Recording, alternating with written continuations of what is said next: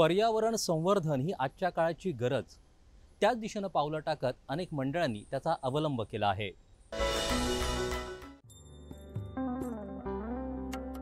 गणपती बाप्पाच्या आगमनानं सर्वत्र चैतन्यदायी वातावरण आहे। घरोघरी आणि सार्वजनिक गणेशोत्सव मंडळांमध्ये याची प्रचिती येते। काळ बदलला तसा गणेश मूर्तींच्या तसंच गणेशोत्सवाच्या स्वरूपात देखील बदल झाला आहे। पर्यावरणपूरक गणेशोत्सव करण्यावर भर दिला जात आहे। मुंबईत अंधेरी पूर्वेला असणाऱ्या चांदिवली इथं सगळ्यात मोठी पर्यावरणपूरक गणपती मूर्ती साकारण्यात आली आहे। कागदाच्या लगद्यापासून बनवण्यात आलेल्या या 26 फूट मूर्तीला बूमरँगचा राजा असं नाव देण्यात आलंय। पर्यावरण संवर्धनाचा संदेश देणारी ही मूर्ती सगळ्यांचंच लक्ष वेधून घेत आहे।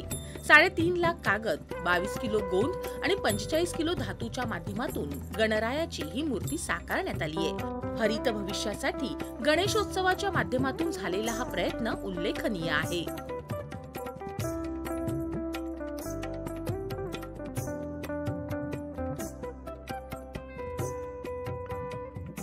मी संध्या अमीन, नमो नमो संघटनेचे महिला अध्यक्ष। आमचे नमो नमो संघटनेचे national president doctor Arun Kumar Sharma आहे, ज्याने हे इको फ्रेंडलीचा कॉन्सेप्ट लास्ट 3 वर्षापासून आपण काढले आहे। नमो नमो संघटन हा 12 वर्षापासून बाप्पाचं आयोजन इथे बूमरंग बिल्डिंगमध्ये करत आहे, पण लास्ट 3 वर्षापासून आपण हे बूमरंगमध्ये इको फ्रेंडलीचा कॉन्सेप्ट आणलं आहे। इको फ्रेंडली म्हणजे आज तुम्हाला आपण हा बोलला पाहिजे की इको फ्रेंडली आम्ही 3-3.5 लाख टिश्यू पेपरमध्ये बनवलं आहे। त्याच्यासाठी आपण 22 किलो ग्लू वापरला आहे, 45 किलो ऑफ मेटल्स आम्ही वापरला आहे।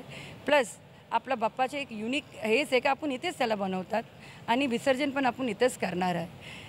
आणि आज आपला बाप्पाचा हाईट 26.1 आहे आणि हे मूर्ती बनवायला आपल्याला राजेश महेकर, जे आपले पेशवा गणपती मुंबईमध्ये बनवतात, त्याने आपल्याला फुल सहयोग दिला ह्याच्यासाठी।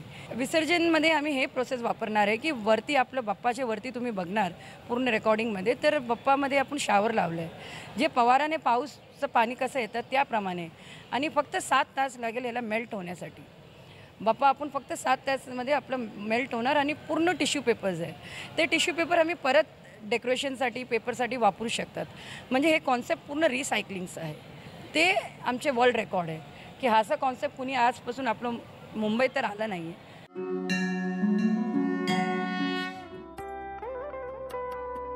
पर्यावरण रक्षणाचा संदेश देणारा आणखी एक प्रयत्न झालाय तो ठाणे जिल्ह्यातील भिवंडीमध्ये। चक्क ऊसापासून गणपतीची मूर्ती साकारण्यात आली आहे। भारतात ऊसाचं असलेलं महत्त्व लक्षात घेऊन ही मूर्ती स्थापन करण्यात आली आहे।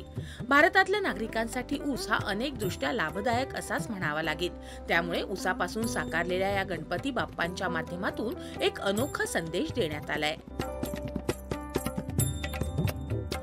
और ये गणेश उत्सव हम लोग को मनाते हुए आज 35 साल हो गए हैं। ये हमारा 35वां वर्ष है। हम लोग पूरे पारंपरिक तरीके से और एकदम फैमिली क्राउड के साथ हम लोग हर साल इसे मनाते हैं। आज आप देख रहे हैं इसके अंदर पूरे गन्ने का इस्तेमाल हुआ है, तो एकदम 100% इको फ्रेंडली गणपति है ये हमारा।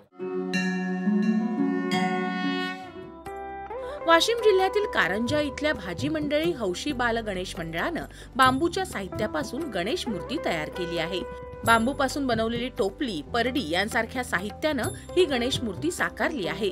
वाशिम जिल्ह्यामध्ये कृषी विभागाच्या वतीनं बांबू लागवडीसाठी कृषी विभाग अधिकाधिक अनुदान देऊन शेतकऱ्यांना प्रोत्साहित करत आहे, त्यामुळे शेतकऱ्यांना बांबू लागवडीचे फायदे समजावेत या उद्देशानं साकारण्यात आलेली ही मूर्ती लक्ष वेधून घेत आहे।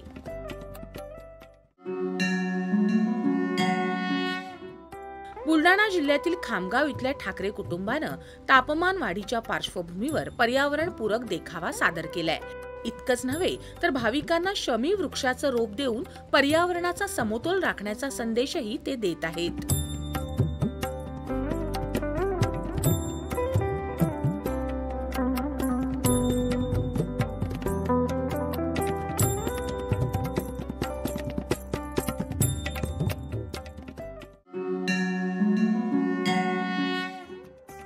गणेशोत्सवाच्या माध्यमातून पर्यावरण रक्षणासाठी झालेले प्रयत्न अनुकरणीय असून पर्यावरणपूरक गणेशोत्सव पुढच्या काळातही अशाच प्रकारे वृद्धिंगत होत जाईल यात शंका नाही।